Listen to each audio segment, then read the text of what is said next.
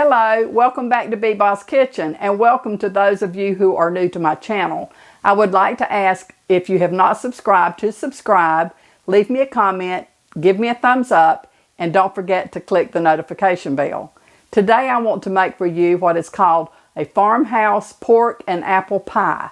So I want to get started by showing you the list of ingredients that it takes to make this dish. So let's get started. You will be needing 1 pound of bacon, 3 pounds of pork meat, 3 onions, all-purpose flour, 3 tart apples, rubbed sage, salt, nutmeg, black pepper, apple cider vinegar, water, 4 potatoes, butter, and milk. Okay, the first thing that I want to do is to start frying my bacon, and it tells me to cook it in a large cast iron skillet or an oven-proof pan. And so I will get this fried up, cooking it over medium heat, and I'm going to cover it with a splatter screen. Not that it does a whole lot of good, but some. While my bacon is frying, I'm going to go ahead and cube up my pork. It tells me to cut it into 1-inch cubes. So I have rinsed my meat off, and I will just cut it in slices to begin with.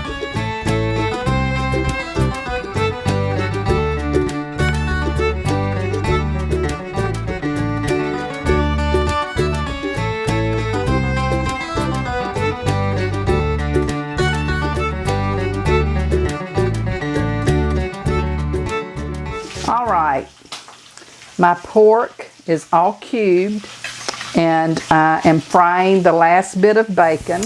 Okay, while the bacon finishes frying, I'm gonna cut my onions, chop them up, because when the bacon finishes, then I will add the onion to some of the bacon drippings and saute them. Because I am cutting up white onions, and I have to cut up 3, I'm going to do it on my stove top under my vent.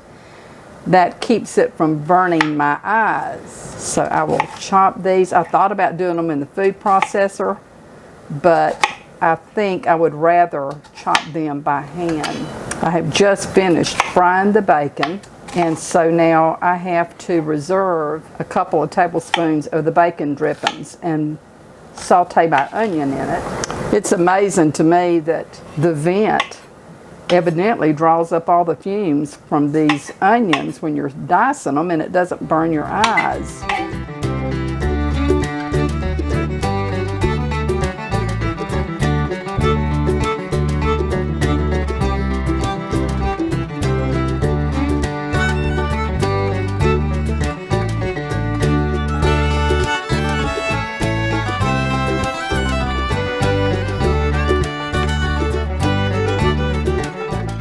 Okay, the onions are all cut, so now I will drain some of my bacon drippings off.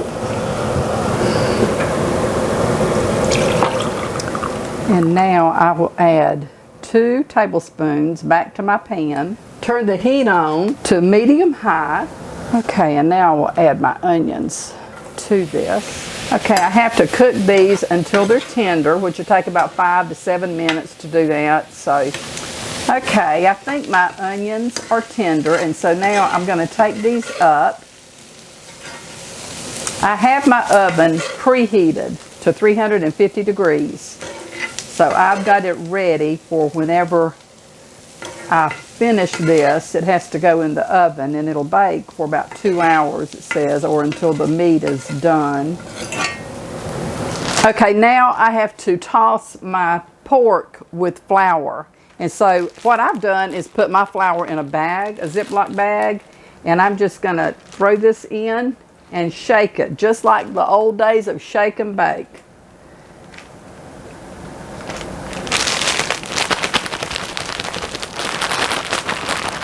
I will add my bacon drippings back to the pan. You want to make sure that your meat is coated well.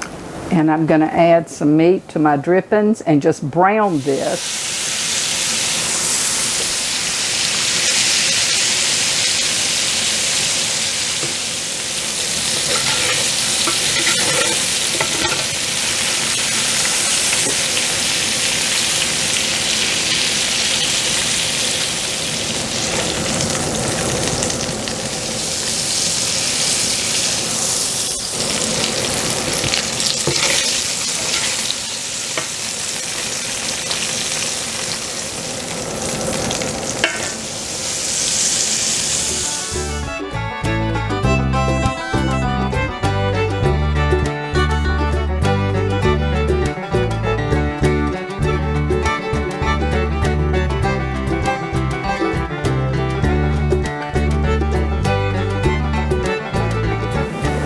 Okay, now I add my pork back since I have drained the drippings, discarded the drippings rather, out of my pan. I add the pork, the bacon, the onions,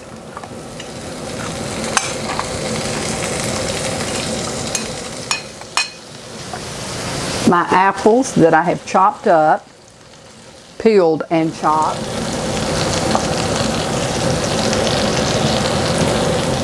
a teaspoon of rubbed sage, a teaspoon of salt, and a half of a teaspoon of nutmeg, and a fourth of a teaspoon of black pepper. And then I want to stir in my cider and water.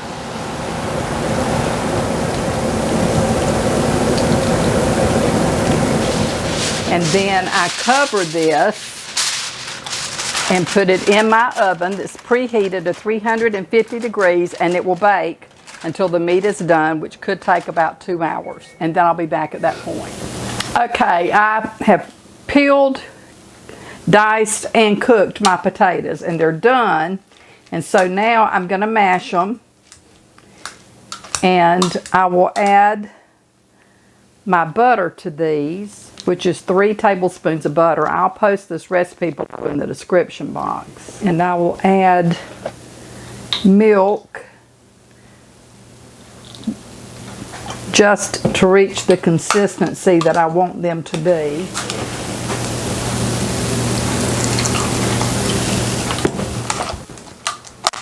I think just a little bit more. Now I added salt to my water when I was cooking my potatoes. The recipe says after you mash them, then to add your salt and pepper. I'm going to taste these to see if they're salty enough, and they're not. I will add some salt and some pepper and give that a mix. Okay. My pie has been cooking for about an hour and a half, and I actually took out a piece of the meat and it was done. So I am going to top this now with my potatoes. I want to kind of stir that in a little bit. And now I'm going to top this with my potatoes.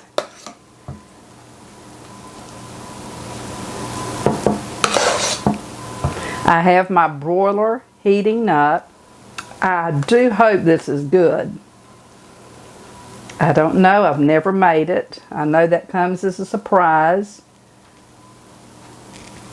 But it sounded good to me. It sounded a little different. And I like to try different things. It kind of made me think about the the sour beef that Cindy Collins had told me about that I made, because it has the apple cider vinegar in it. And so I hope that this will be a really good dish, but I won't know until we try it and see. Okay, and now what I have to do is I have taken 2 tablespoons of butter and melted, and I'm to brush the tops of my potato here.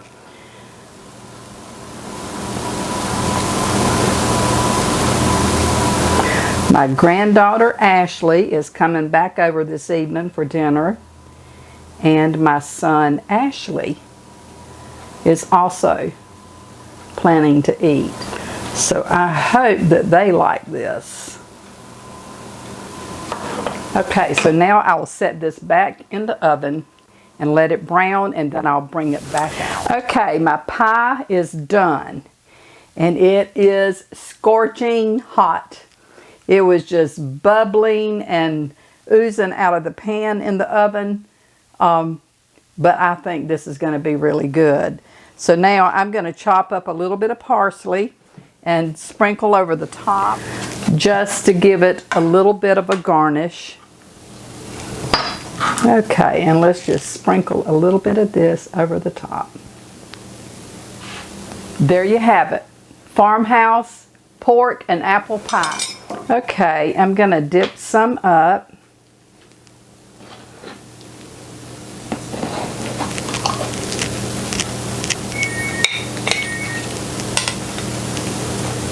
I've got it served up. It's still steaming hot. Maybe I can taste it without scorching my tongue. So here's to you.